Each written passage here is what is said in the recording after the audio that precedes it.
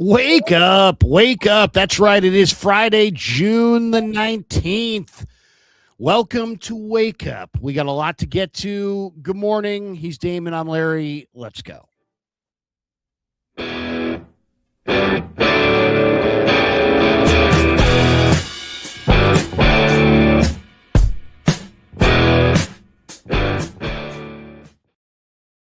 Good morning indeed. And Larry, we've got football all around us, but today we're talking football, the old-fashioned, good, dirty, American, knock it around football. With all due respect to the beautiful game, we got USA Australia at noon today. So my goodness, I know you're a busy man. I know you got a little radio coming up today.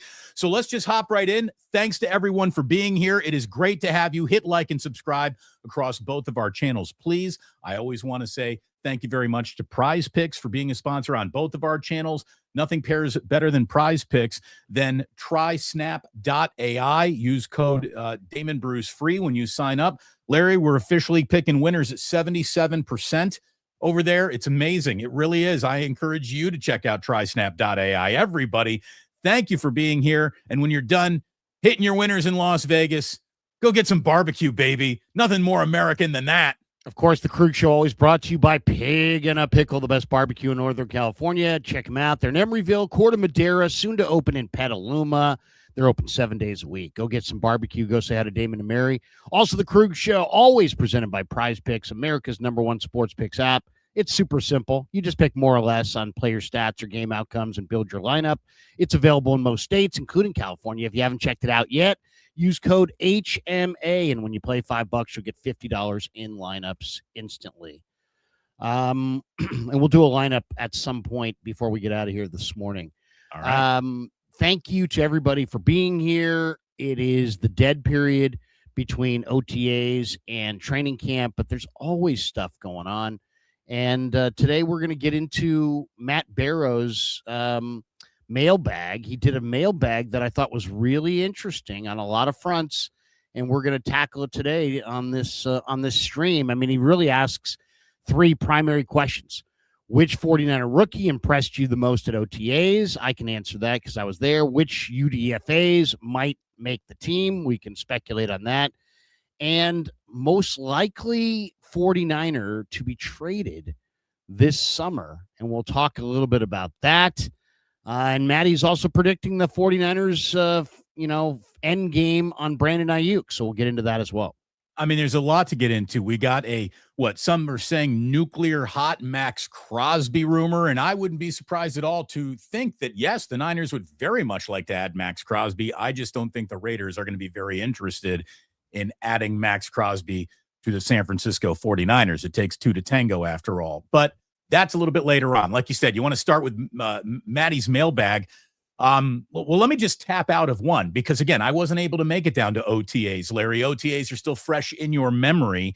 Obviously, we had, camp canceled because of World Cup games at Levi's. At least that's the wink and a smile excuse that the 49ers are giving for that.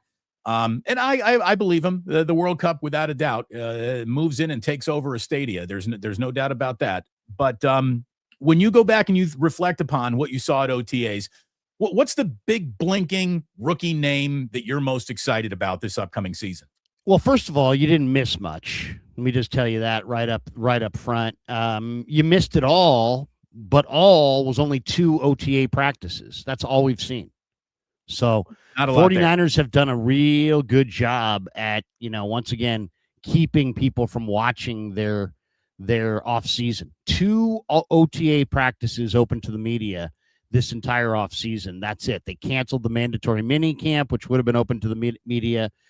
So we really haven't seen much, right? We've only seen 2 practices. So that being said, a lot of people are talking up Jaden Duggar, who lined up as strong side linebacker after Luke Gifford went out in the OTA period with a concussion. And Duggar is young and raw and talented. He only played 1 year of off the ball linebacker in college, but it was a productive year. KJ Wright has clearly invested heavily in his development. So he is the guy that Matt was talking about as far as the name. But I don't necessarily prescribe to or subscribe to what everybody else is saying. I'm going to say the two guys that impress me the most are your two guys, the two Indiana guys, Kalon Black on offense and Mikhail Kamara on defense. Now, it's tough to say Kamara because he is, 6 feet, 260, but man, he looked really good. He looked like a guy who, I thought in this OTAs that, a lot of guys that don't have the NFL measurables, they get in there with NFL athletes and they just don't look the part. And suddenly you're like, oh, now I get it. Now I get why nobody drafted this guy. But I didn't see that. I saw a guy that looked really quick and very confident and went through the drills and did them all really well. So James Thompson Jr. also was very impressive. But I would say defensively, I'll give the slight edge to Mikhail Kamara, undrafted defensive end out of Indiana. Just looked really, really comfortable. But the overwhelming takeaway was that Kalon Black doesn't just look good, doesn't just look pretty good. He looks freaking great. And what do I mean by that? Well, I knew he had strong legs, and you can see the leg power. But, the things that he demonstrated in the mini camp were things that we didn't know he had. Like he could catch the heck out of the football, and he's explosive as hell with it. He hits the hole hard. He's very, very fast inside 10, 12 yards. And, he really goes after it. I thought Kalon Black looked like the most dynamic athlete on the field. And that's hard to do in the NFL as a rookie stepping in. So I'll say Kalon Black and Mikhail Kamara get my OTA MVPs. Now, that all being said, I did think Austin Pleasance looked amazing last year. And he didn't do much, if anything, in training camp, and barely made the team, and probably isn't going to make the team this year. So you got to, it is the underworld. He played well when he came in for Trent when Trent got injured in that one game. The following week against Seattle, things went differently, obviously. But he looked bad in training camp, and he looked amazing in the OTAs. So all I'm saying is you got to temper OTAs. But that being said, with that as the backdrop, I still thought Black and Kamara were the stars. I tell you what, Larry, I'm going to use my connections that I still have in Bloomington to submit your name for an honorary IU degree, because who would have ever thought that on this show, on Wake Up, the guy stumping for Indiana most of last year and all of this year and its players and its talent was you. Who would have ever thought that Larry Krueger was a Hoosier at heart? He really, really, truly is. And I think you're right to be excited about those guys. I've seen him make a difference with my own two eyes. And if the 49ers are going to continue to prioritize looking really good on special teams, I think that's another avenue for Kamara to make this football team where he has excelled, has been on special teams as well as on the line of scrimmage for the Hoosiers. So that's another way he makes this team. Again, I wasn't there to watch anybody, but asking the other question, which undrafted free agent do you think has the best chance to make this team? The answer for me, it's almost kind of an easy one. And it's Khalil Dinkins, the tight end from Penn State. He signed a 3-year deal worth more than $3 million, which means they like him. $275,000 guaranteed, which means they've got some plans for him. He's a legit 6'4". He is 251 pounds. He's a blocker, and in college, he was not a prolific pass catcher. He's really not going to be asked to be that by the 49ers either. But what they want him to be is competent in the blocking scheme. They want him to protect Brock Purdy. They want him to open up holes in the running game. That can both happen, and when necessary, be a target in the red zone. That's what he is. He was not a prolific pass catcher, but about 19% of his passes were caught for touchdowns while he was in college, which means he is a red zone threat. He's a scheme fit, Larry, and ultimately, every single roster decision is a game of musical chairs. How many do you have remaining? Is there spot on the team for you? And for him, I think he's got the easiest portion of the entire 49ers depth chart to climb right now. I mean, basically, all Dinkins needs to be is better than Braden Willis and Luke Farrell. And I would say those are probably two of the easiest guys anywhere on this depth chart to pick off. With all due respect to them, it ain't easy being a football player, even when you're not a very good one. But I do think that he is in a position of need. I think he is in a position where he can actually take down the guys in front of them because they're as easy pickings as an undrafted rookie might get. And they need somebody other than Tongas to be a tight end this year. And they have not signed that guy yet. So I really think that the tight end from Penn State, Larry, makes this team. Yeah, no, I think that's the question is which UDFA will make the roster. So then you have to go look at the roster. And yeah, when you look at the roster, Khalil Dinkins has a definite avenue to make the roster. He's got the path to do it. It's there. There's just nobody standing between him and a roster spot. So yes, and especially if George starts the year on the PUP list, which is what Barrows is speculating here. Now, interestingly, Barrows did not go with Khalil Dinkins as his first call. He went with Jack Boomeister, who's not even on the roster.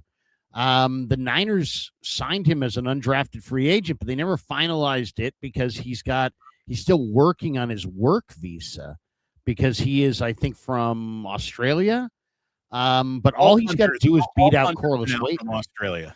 Corliss Waitman, I'm getting the idea that he's just kind of a placeholder for Boomeister. So Maddie put Boomeister number one, which is really interesting because we've yet to even see him on the field, and he's not even listed on the depth chart. So that's really ordering off the menu. And I could go with Mikhail Kamara because I think the Niners need defensive ends, and I think he could beat out Samo and Cam Sample and William Bradley King and get that defensive end spot. I could go with James Thompson Jr., who's going to battle Bryson Eason, Sebastian Valdez, and Evan Anderson for maybe the fifth defensive tackle job. These guys are all pretty good options. I'm going to go, though, with two guys. One has a great avenue to make the team, and the other has a terrible avenue to make the team, but I think he's special. The guy that I think's got an avenue to make the team is Will Pauling. I thought Will Pauling, the wide receiver from Notre Dame, I mean, these Notre Dame kids, I mean, you can hate Notre Dame all you want, but Notre Dame guys achieve to their talent level. If they have, a certain amount of talent, they achieve to that level. And if they've got a lot of talent, they achieve to that level. They almost never underachieve. They all either achieve to their level or they overachieve. Will Pauling's got 42-inch vertical, 4.37 speed, 6 touchdowns last year, only 2 drops, played on a really good Notre Dame team, is really well schooled by maybe the best special teams coach in college football, Marty Biaggi, I believe his name is. And Pauling looked amazing catching punts. I thought way more sure-handed than Cowing or Watkins or Pearsall or any of the guys that I saw back there. So I think Pauling has got a chance to make this team as a slot receiver and as a return man. And then the guy that I really think has a great shot to make the 53-man roster, even though there is no spot for him right now, just based on how he looks, is Larry Worth III, the Arkansas linebacker, who's a hybrid player, and he's a converted safety, and they're really loaded at linebacker, and it's going to be really tough to make the team at linebacker because of how deep they are. But this guy is so rangy and fast and smart and instinctive. And I just think that once you see the preseason unfold, Larry Worth III is going to fire. So I'm going to say Will Pauling and Larry Worth III. Scheme, fits, and needs. I mean, that's how an undrafted free agent will make this team. You got to fit the scheme. You got to fit the need. And this is where I'm a little worried about Pauling making this team here, Larry. I mean, just it does come down to a numbers game. And I guess this folds directly into the other grab bag topic that we wanted to talk about that Matty Barrows was writing about, most likely to be traded. If Paulding is on this team, Demarcus Robinson is not. Would you agree? It's hard to say because right now, I don't know that either of them make the team.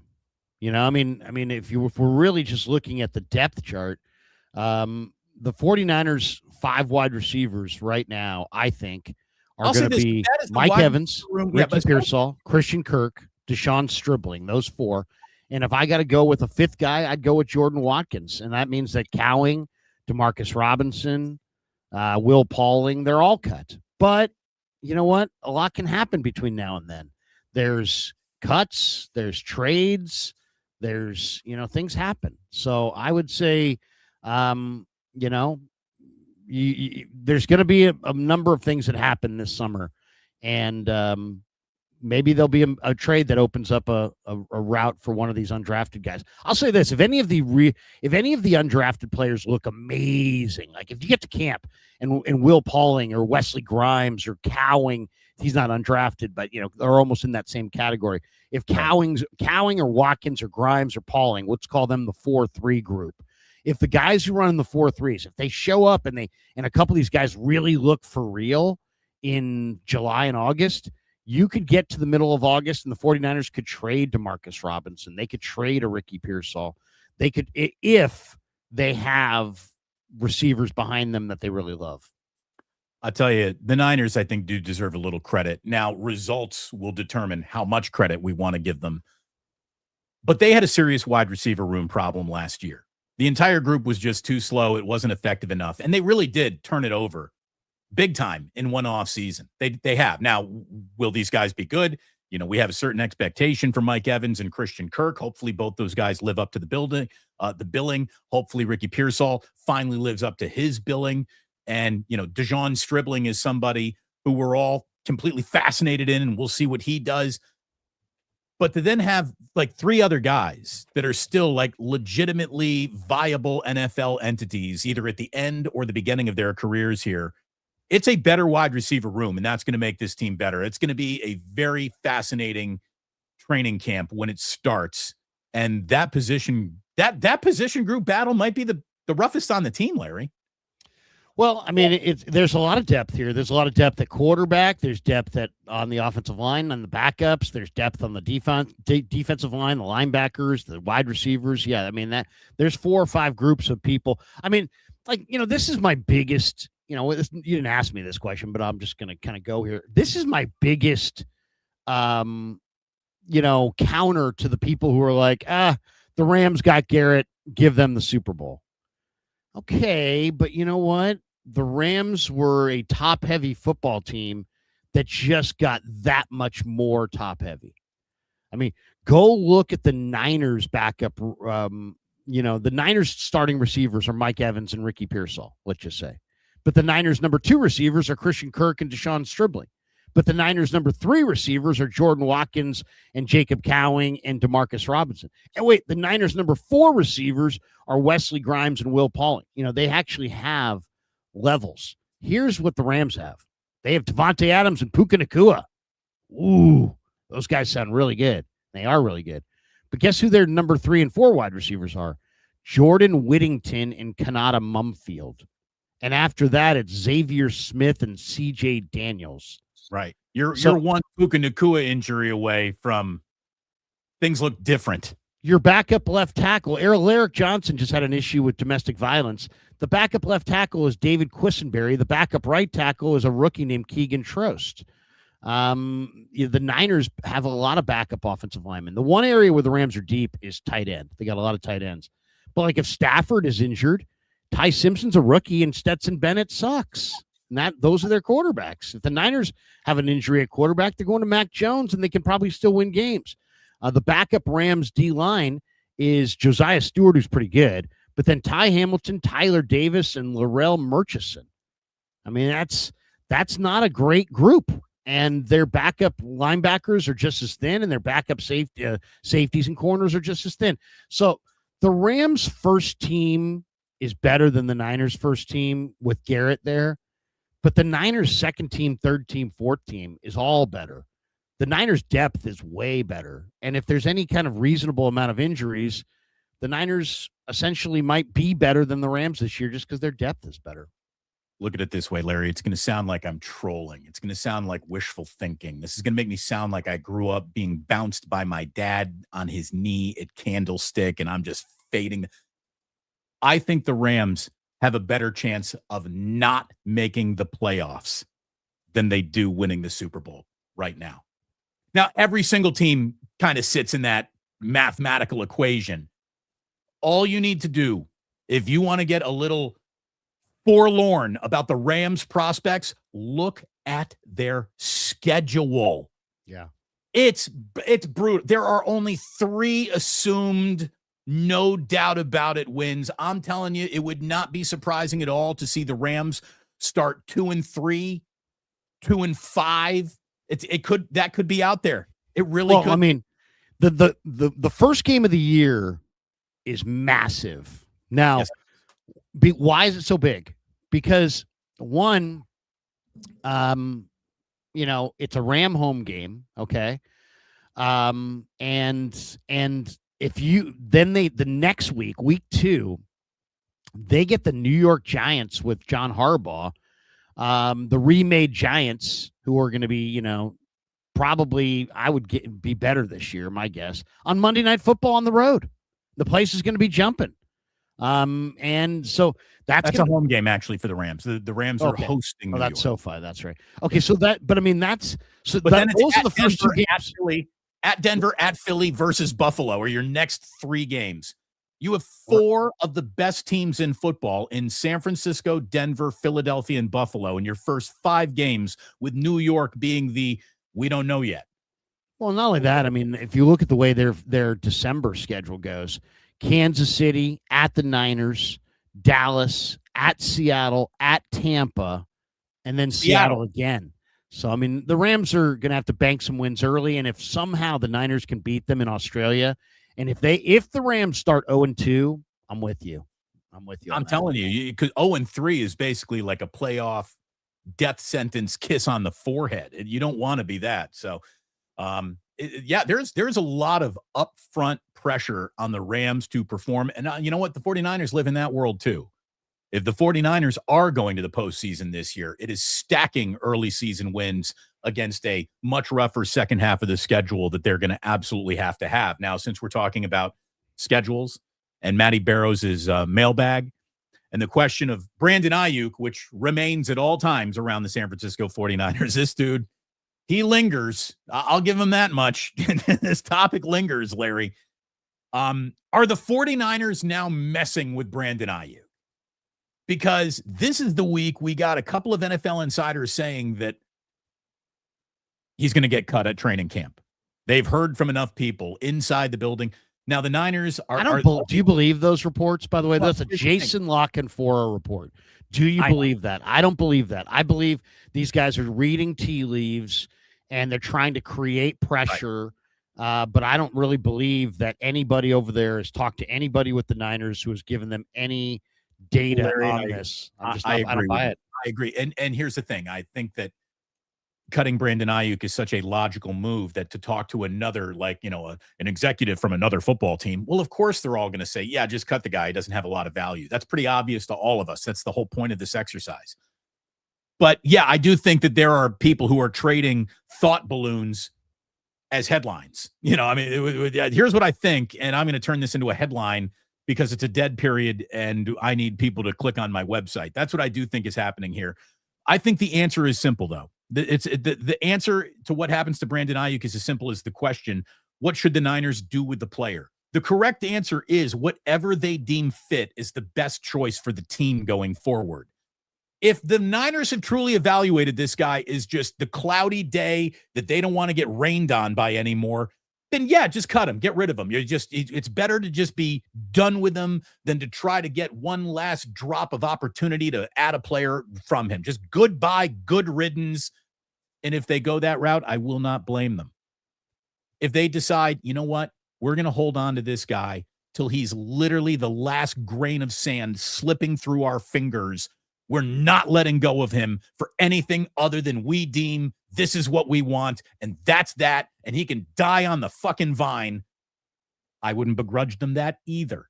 And Matt Barrows, it's funny, he said that he doesn't see them cutting Brandon Ayuk until at least week 6. Guess who the 49ers are playing in week 6? It's the Washington Commanders.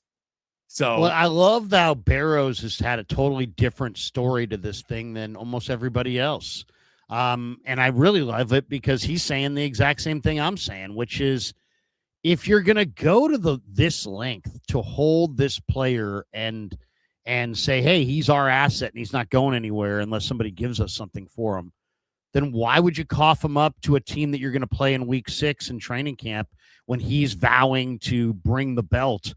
I don't know what the chances or the odds are that Brandon Ayuk can bring the belt in week 6, but if there's 1% chance, why would you hand him to Washington when you don't have to? He's not in your building. He's not interrupting your football team.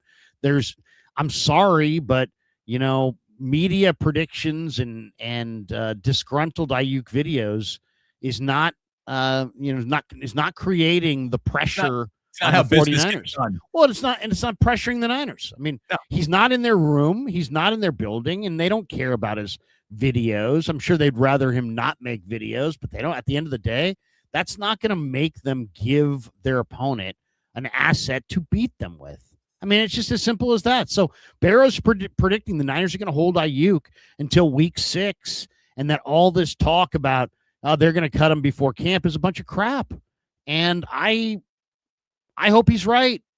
I hope he's right. I that's the way I'd play it. We're going to talk about this today on the radio, but that's how I'd play it. If I were the 49ers, I wouldn't sit there and give him to the Commanders. Why? Because Mike Florio says you should. Right. Because Mike Florio says you've proved your point. Who the fuck's Mike Florio? What the hell does he mean? The only thing the 49ers have to do is what's right for them. That's right. That's it. And that is like, you talk about like a fiduciary responsibility. They have the responsibility to treat this asset as something that they can get something for right up until the minute it is concrete that he is a street free agent and there is no interest and his market truly is dead and he helped kill it as much as a knee injury did. And if they reach that point, then yeah, the cut will be easy to make with no regrets and then you walk away. But until then, if you think you can get, one bean for Brandon Ayuk, you hold on to Brandon Ayuk thinking we can get a bean for this guy. So it's even not about that anymore. It's just about, do you want to give a team a player that can potentially beat you? Why would you do it? I mean, it just doesn't make any sense. I understand why it's a good move for Ayuk. I understand why it's favorable for the Commanders or whatever team's interested. I just don't understand why why is it good for the Niners? Now, here's the thing. You know why it would be good for the Niners? Let's say the Commanders really decided like, hey, we aren't messing around. We're going to trade you a 4th round pick for Brandon Ayuk now. Okay. We would then do it, then you do that trade. But until you get something that fat and juicy for this guy, which nobody seems to be willing to put on the table, you're not doing anything. So I think Maddie's got that one right. And if we're just talking about like, what local dialed in beat writer do you think has the goods? I think Matt Barrows is one of those guys. Right. I do too. I don't know that the thing is, I don't think anybody spilled to Matt. I just think he's using his head. I don't think the Niners said to him, "Oh, this is what we're going to do." I just think that he's looking at this and going, "Well, wait a second. Why would they do that?" Well, how does this work? Yeah, how does this all work? Why would they give the Commanders a receiver? And the Commanders have made it perfectly clear they don't want to trade any assets. They don't want to trade any draft picks. They don't want to do anything. I've maintained that I'd love to have McCaffrey's brother coming back. The interesting thing is I just read an article yesterday about the Commanders who are having their OTAs, and they're talking up 2 receivers. One was Van Jefferson, and the other is a undrafted guy named Bradley. I mean, if those guys really are as good as they're saying, Brandon Ayuk with a knee injury is going to have a hard time making the Commanders. So I don't think the Commanders want to trade anything to the Niners, not because they don't want to give the Niners any compensation, though I'm sure they don't. They don't want to give Brandon Ayuk anything because I think they think they're going to look bad because they're not sure if Brandon Ayuk can play. So they're going to look way worse if they trade anything for him. I think that's my reasoning. That's my thinking on it. I think they understand this guy's a diminished player. He's going to play. He's going to sign a league minimum type deal. And if he wants to start on the bottom and try to work his way up, they'll give him an avenue. But they're not going to trade assets away and potentially look bad. I don't see it happening. We want to thank everyone for being here. Hit like, subscribe, hit notify as well. Follow both Larry and I over on TikTok as well. Thank you so much for supporting us. By supporting our sponsors, it means an awful lot. I know you got to get Boogie in here and not too long, Larry. I've got one more topic to put on the table. and then we'll do some supers. And Well, we didn't do the Barrows trade thing. The big story was that Barrows said that he thinks the player most likely to be traded is Renardo Green, which, you know what? I mean, I gotta say, if this actually happens, I mean, this is I literally told you guys in December that Renardo Green and Ricky Pearsall, that my 49er insider source told me, hey, you know what? These guys could be dealt. These guys could be dealt. And here we are. It's the summer, and Barrows is predicting that Renardo Green gets dealt. And the Niners have a whole, here's the two positions on the team that the 49ers have or three positions really, including the O-line, but the two positions on the team that the Niners added a lot of depth. Like, what's the trade route? The trade route is establish a surplus, trade off your surplus. That's how you do trades in sports. Well, what have the Niners done this offseason? They've added Stribling, Mike Evans, all like 5 different wide receivers that run in the 4-3s, and they've added a lot of corners. Nate Hobbs, Ephesians Prysock, Jack Jones. So they have established surplus at wide receiver and corner. Matt Barrows thinks that Renardo Green is going to be dealt. I hope he's wrong, because I like Renardo Green, and I don't want to see the Niners give him away. But I think that was interesting. And these Max Crosby rumors of him being the Niners' interest being nuclear. Well, I got to think that if the Niners did ever put together a package for Max Crosby, that Ricky Pearsall would be in it, because the Raiders have arguably the worst wide receiving core in football, and they just drafted a quarterback number 1. So they're going to want a wide receiver, and maybe a good wide receiver. So I think if the Niners traded for Crosby, Pearsall would probably be in that deal. So we'll see if these guys are there, but I have a feeling that you'll see one, if not both of them, dealt.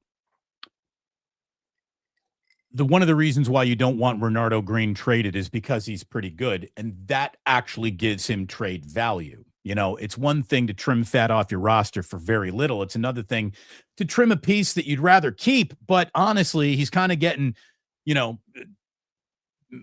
ring around the rosied out of the situation. Musical chairs just doesn't fit him anymore. You could get, I think, a 4th or 5th rounder for Renardo Green. And I also think that it's unfair, though, to let him go and to evaluate him to evaluate anybody in the secondary last year based on we know what you are, based on how you played last year, is unfair, because they had no pass rush. And there's nothing that makes a corner better than a halfway respectable pass rush. And the Niners had anything but that. It was an embarrassing level of pass rush. So I think it would be historically bad. Yeah, I think it would be a mistake to let him go. But he would also be an asset that, should you trade him, I think could deliver you something. So yeah, maybe he falls into that Venn diagram of, dude, it's you. Like, you got enough talent, there are enough problems, there are enough questions, but there's enough interest to mean you are the guy that somebody might come for, and you just got mathed off the roster. That could happen. I think Demarcus Robinson is also a guy who is going to lose out on the numbers game. And again, because he's a veteran, fast receiver, could draw some interest. Not much. I mean, you're not getting more than a 7th for Demarcus, but you could move him. I do think, especially factoring in an injury somewhere else in training camp, I think he is a possibility. And hey, dude, how about Demarcus Robinson and Ricky Pearsall and a 1st-round pick for Max Crosby? Does that get it done?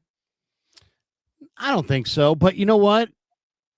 I think something like that could happen. How about this? I don't think there's any realm of possibility of Max Crosby coming here, just because the Raiders are going to open up a spite store and trade him to any other team than the Niners. I hear you, but you know what? I think Mark Davis has gone back into his I'm just the owner. I just work here. I think he signed off on Brady and Spytek, and those guys are now making the decision. So if they want to make a decision, they're going to make a decision. I don't think Mark is going to override Spytek. I mean, that's why Spytek and Brady are there. They're not listening to that guy. But they're also but Mark Davis does get a little emotional about guys who literally have the Raiders shield tattooed on their chest. And he didn't they got like to do right by what happened Mendoza. they didn't like what happened to Crosby first time around. He got embarrassed nationally in that entire situation. And that's just something that Mark Davis does not want to do again.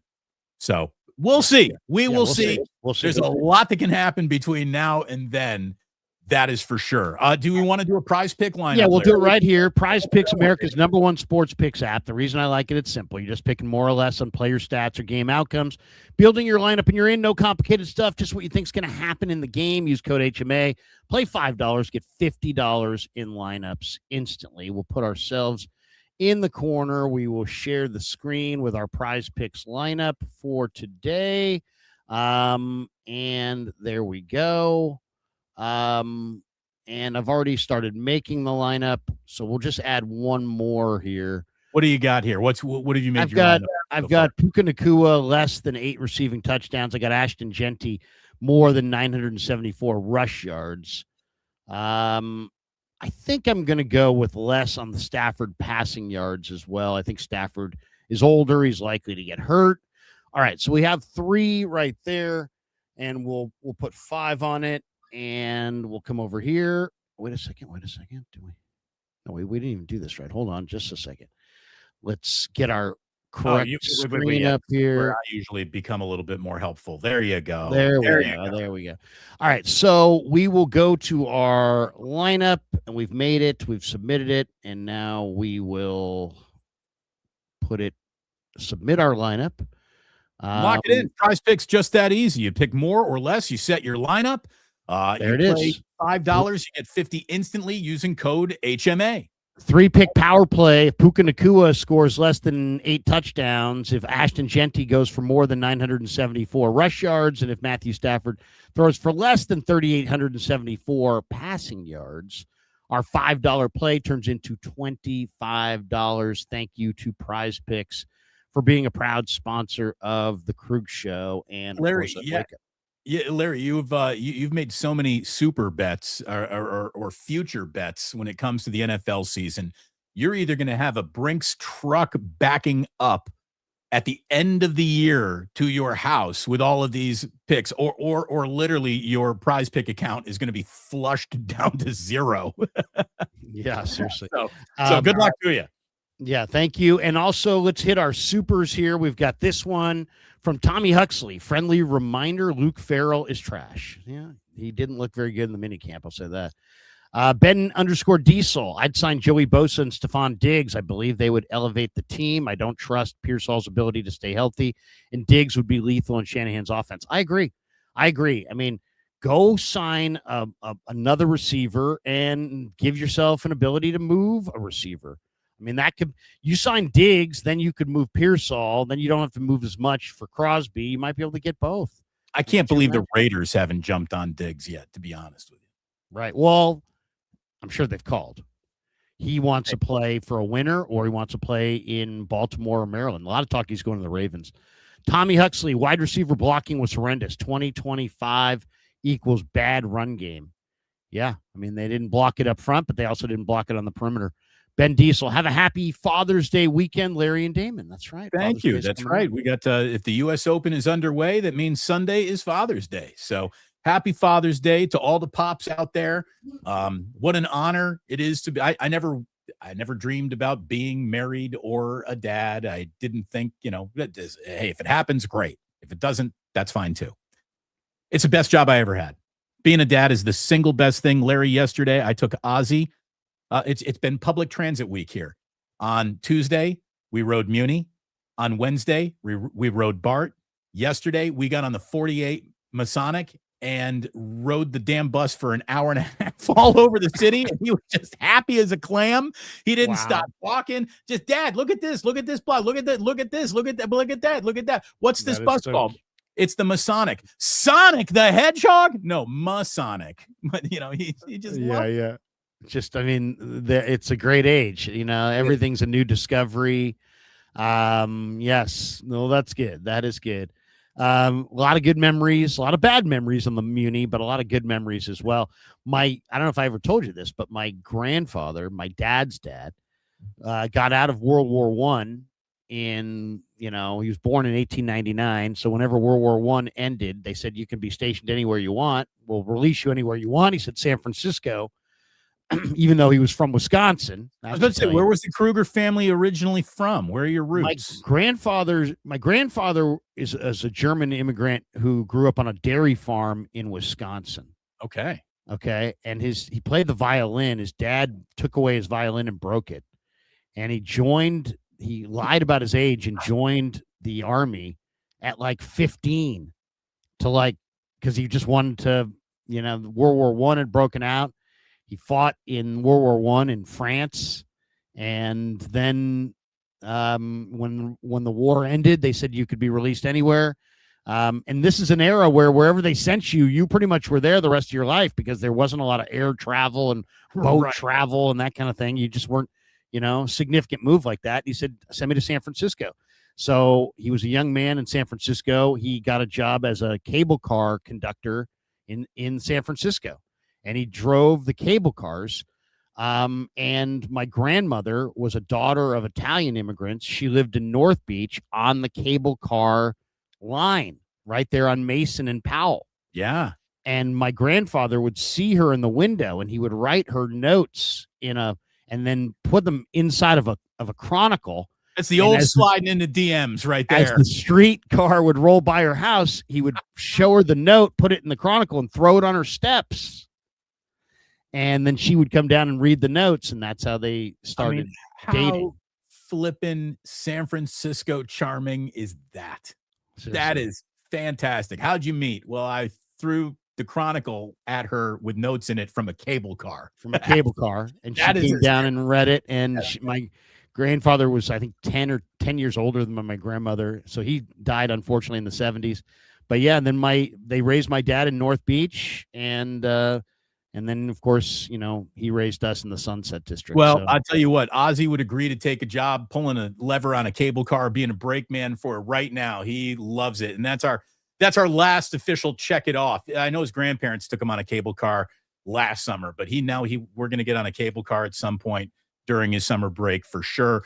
But our summer break really starts tomorrow morning. Jillian and I are taking the boys up to the Lair of the Bear, Pinecrest Lake or something. My brother does that. My brother went to Cal, so he does the Lair of the Bear summer camp every year, I believe. Oh, geez. If he's up there in week 3, Larry, you got to let me know if he's going to be there next week.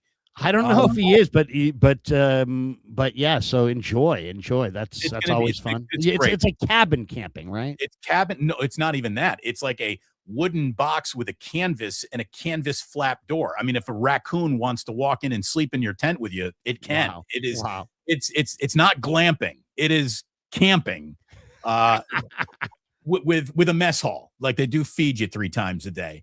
But it's wonderful. The boys had so much fun. I mean, I watched my boys grow up a full year in 1 week last year, so I can't wait to see who they become this week up there. But that means we're not going to have Wake Up for next week, and then the following week, I believe you're away, Larry. So we're going to have maybe a 2-week Wake Up hiatus here, and then we will come back in January with a fucking vengeance and get everyone ready for this football season. Yeah, it sounds good. We'll be doing that. Enjoy your summer vacation. I know I'll enjoy mine. And then we'll come back for hopefully an exciting training camp and just a lot of, the preseason, and it's on, and what a year it's going to be. It's going to be a great year for the 49ers, hopefully. And that's going to do it for us. I think they're perfectly under the radar, Larry. I really do. They're right under the radar. There's not a lot of noise. The whole Ayuk thing is just it. Crosby rumor is it, but it's not internally coming from the roster. There's no drama. It's set up to be a good year. I really do think so. I hope we're both right about that. Everyone, happy Father's Day. Thanks so much for watching. Larry, happy Father's Day to you. Thank you, man. And you too. All the dads out there, thank you so much for being great dads. What do you got cooking today? Sam Batesh is joining me at 11. We're going to talk about how small men are taking over the world of sports, between Lionel Messi, who's only 5'7", scoring hat tricks in the World Cup, Jalen Brunson winning. We got Steph Curry. LeBron James might park his fortune with a small guy. Little big men is where we're going to start, and then who knows where we go. We got a lot of stuff coming up on a fun Friday with Sammy at 11 a.m. West Coast time here on YouTube. Sounds good. Enjoy Damon's stream at 11 with the great Sam Batesh. Tell Sammy I said hi and happy Father's Day to Sammy. I am going to be running over here 8 minutes from now. I'll be sitting in for Greg Papa and Greg Silver. They're both on vacation. And Todd Husak will be our guest. And Stanford Steve is going to be one of our guests today as well. So we'll chop it up with Stanford Steve. We'll talk some Giants. We'll talk some World Cup. We'll talk some U.S. Open. We'll talk some Warriors draft. We'll talk some Niners. We got a lot to get to. So anyway, join me on the radio over there. If not, join Damon at 11 for his stream. And until next time, thanks to you, all of you.